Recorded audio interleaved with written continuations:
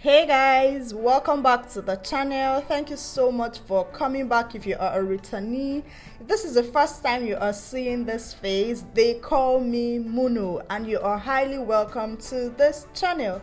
It's our channel, right? And I'm so excited to have you. Today I'm going to be showing you how I made this beautiful Ghana weaving wig without a closure. Yes, you heard that right. I made this wig without a closure, and I'm going to be showing you from start to finish of how I made this wig. So if you want to see how I made it, please sit back, take a bottle of cold drink, and watch this video till the end, because I'm going to be showing you everything that I did to get this wig looking this way.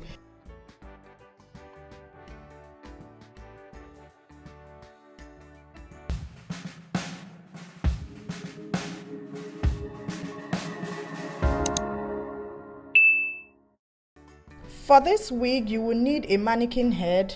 You also need your wig cap. I prefer this one that comes with a net in front because it will make the wig look more realistic, okay? So you will also need a sewing thread. I prefer this one because it is a synthetic and it doesn't break. You also need some pre-braided Ghana weaving braids. You will need your needles as well. Any type of needle that you have is fine. So I'm using a concealer to mark the center of the head so that I know exactly where the pattern will be. So I used a white pencil to mark where the Ghana weaving is going to stop, because I'm going to make individual braids at the back. So now I am just putting the pre-braided Ghana weaving braids on the mannequin head. If you would like to see a video of how I made the Ghana weaving for this wig, please let me know in the comment section and I'll be delighted to share with you.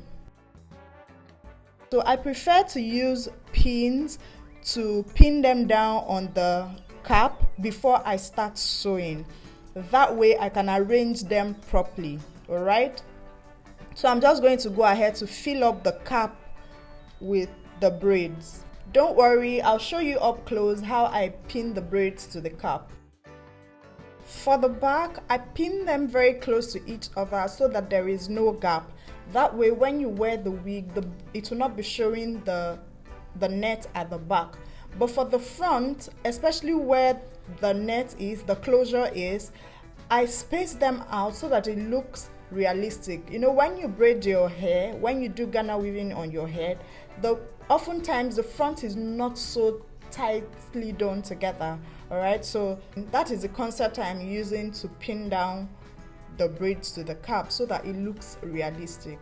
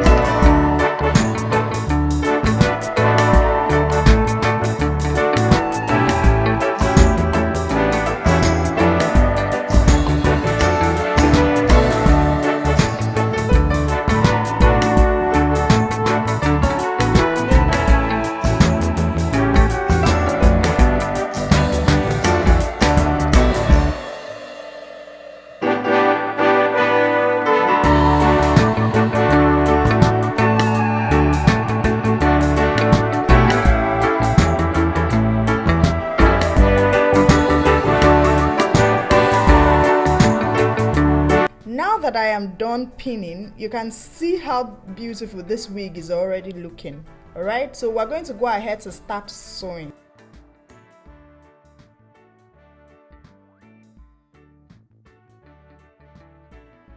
So I'm going to be using my C needle to do the sewing. I prefer the C needle compared to the straight one because this glides in so easily, as in it glides in and out of the hair very easily, as opposed to the other straight one. If the other one is what you have, definitely go ahead and use it. It will still get the job done.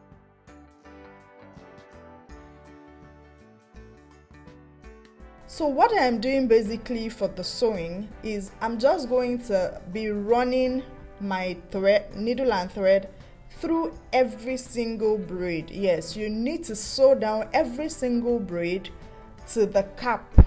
That way it stays on the cap. It won't be lifting when you wear it. If you watch till the end, you definitely understand what I am doing.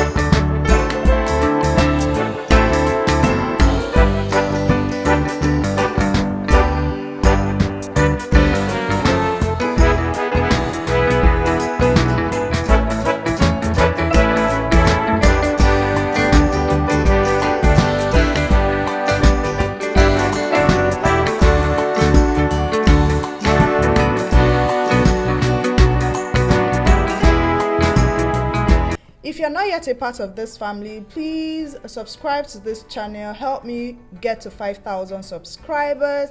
I am counting on you. Please subscribe to the channel so that you can become a part of this family. Don't forget to like this video and share it with your friends. You never can tell who might need this video, right?